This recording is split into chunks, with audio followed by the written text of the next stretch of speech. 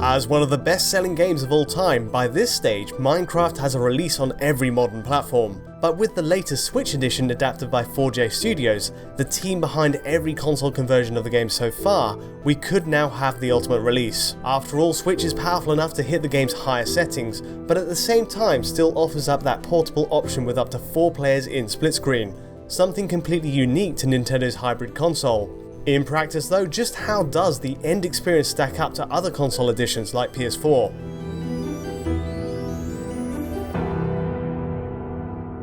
Hey, it's Tom here, and today I'm running through the pros and cons of Minecraft Switch Edition. A few of the basics then. First off, it's worth stressing this is the full fat experience, complete with most of the visual bells and whistles you'll find on PS4. That includes the basic texture quality, features like ambient occlusion, the smooth lighting mode, and also cloud rendering.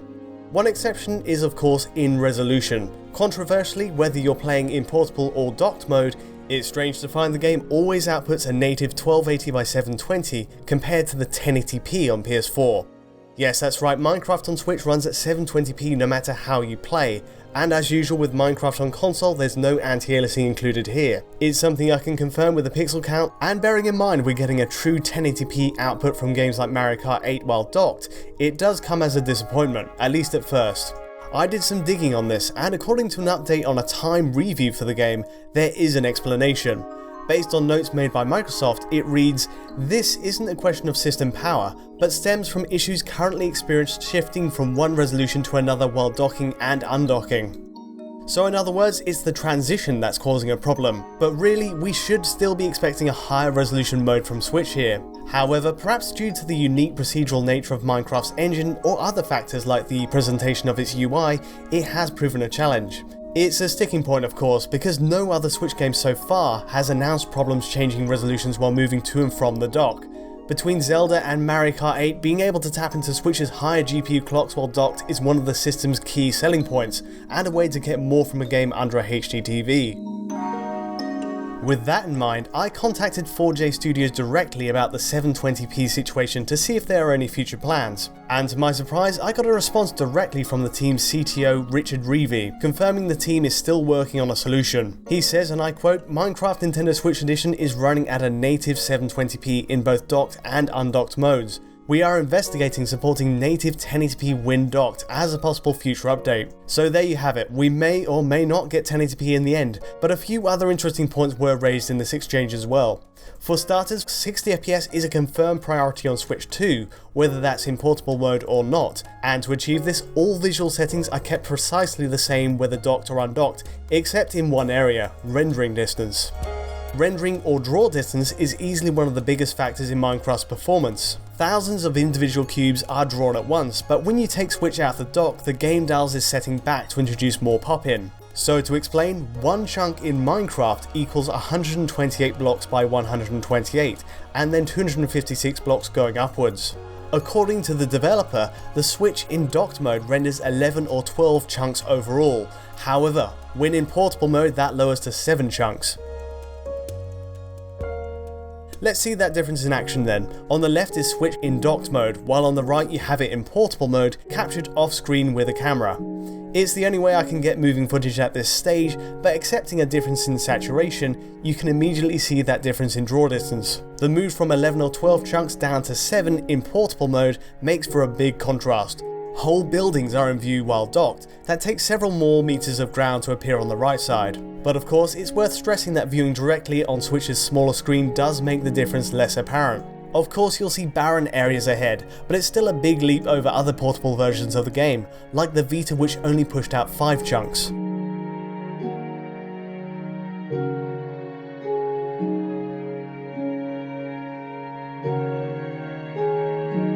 And to focus on the docked single player experience here, this is Switch taking on the PS4 in a similar test. That 11 or 12 chunk limit on Switch holds up well against the 18 used on Sony's machine in practice, which is also the same as Xbox One. In built-up areas like this tutorial level with lots of occluding buildings and mountains, it's hard to really catch a difference. On Switch you'll spot more pop-in when moving across thresholds in the map like this one, but generally it's respectable in single player while docked. The only area where you'll really notice the limit is when flying around in the creative mode, but that goes for the PS4 version 2 to an extent.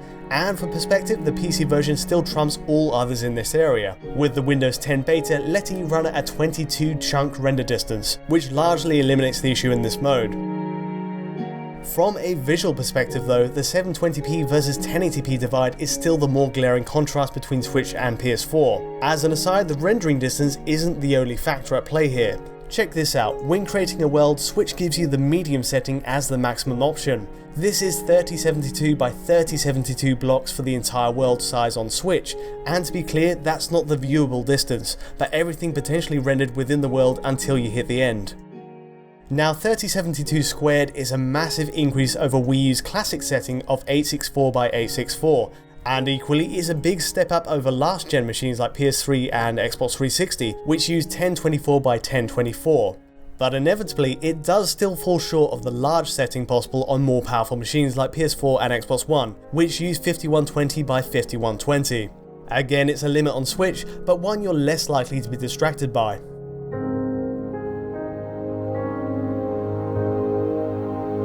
In terms of graphics comparisons, that's about the extent of the differences though, but what does Switch add over the other versions in terms of features? Well, for a fun twist, it includes a new Mario themed texture pack alongside several others. You get a pre-made level with a separate skin set for characters like Mario, authentic music from the series, and also a revamped HUD. It's a great touch, but alongside that, Switch also offers up to 4-player support in split screen and 8 networked. Uniquely, this 4-player split screen even works in its portable mode, giving each player a 360p resolution window to play with while on the go.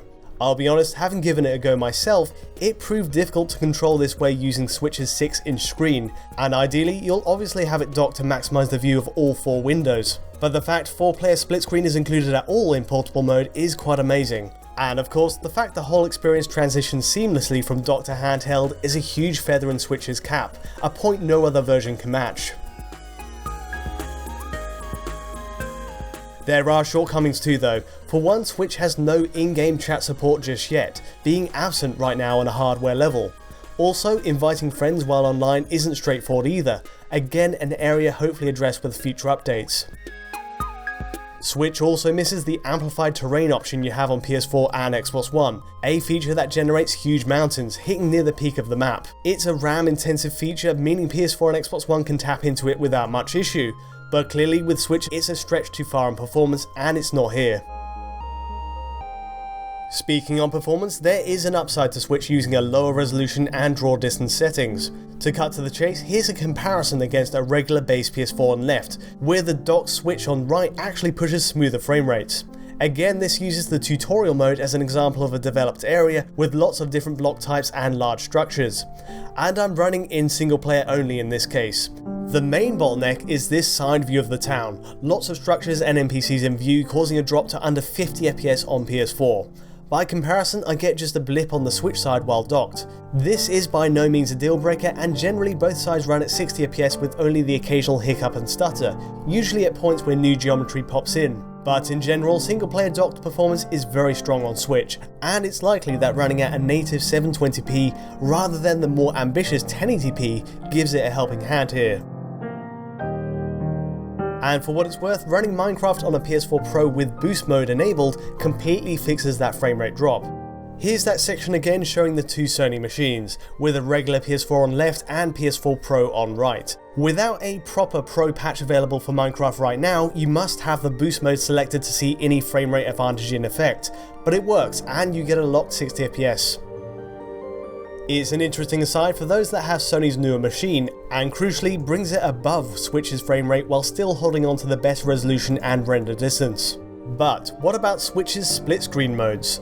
Inevitably, this is where the hardware gets pushed. Sure, you get the same 720p output while docked, but 2, 3 or 4 times the viewpoints on a map. Now, I didn't have a chance to get 4 players in a room to test this, but a look at 2-player split screen shows how the Switch handles the extra strain.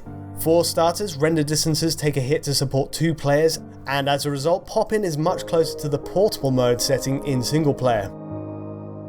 The other compromise is in frame rate, and as you can see it starts drifting quite away from the 60 FPS line in developed areas. The range is between 40 and 60 FPS here, and with some harsh frame time spikes as a result of new terrain drawing in. It doesn't feel great, and while open, less complex areas are much better, Minecraft could do with an option to cap at a straight 30 FPS here. Bizarrely, Switch is still better than the base PS4 version in split screen. Here's an example of the same area with 2 players. But rather than a range of 40 to 60 FPS on Switch, PS4's range is between 30 and 50 FPS, often 10 frames per second lower on average. Again, put it down to Switch's lower resolution and draw distances, but it outperforms Sony's machine here just as it does in single player. And regardless of hardware, it's a sign of how performance pares down the more players you add to a game. That's all focusing on the docked experience, but what happens when I take the Switch on the road as a handheld?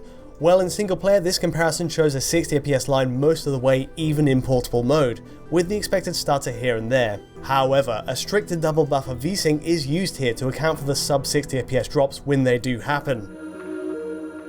For example, it kicks in with portable mode on this cart route through a woodland area, forcing it to 30 FPS while the docked game runs at 60.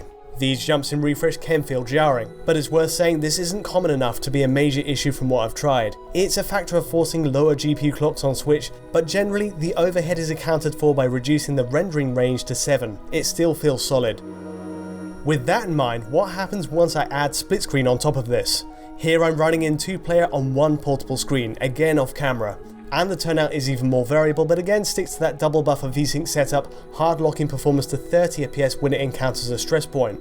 Again, draw distances take a proportionate hit in this setup, even compared to the single player in handheld, but at least it's rare to see frame rates dip below 30 here.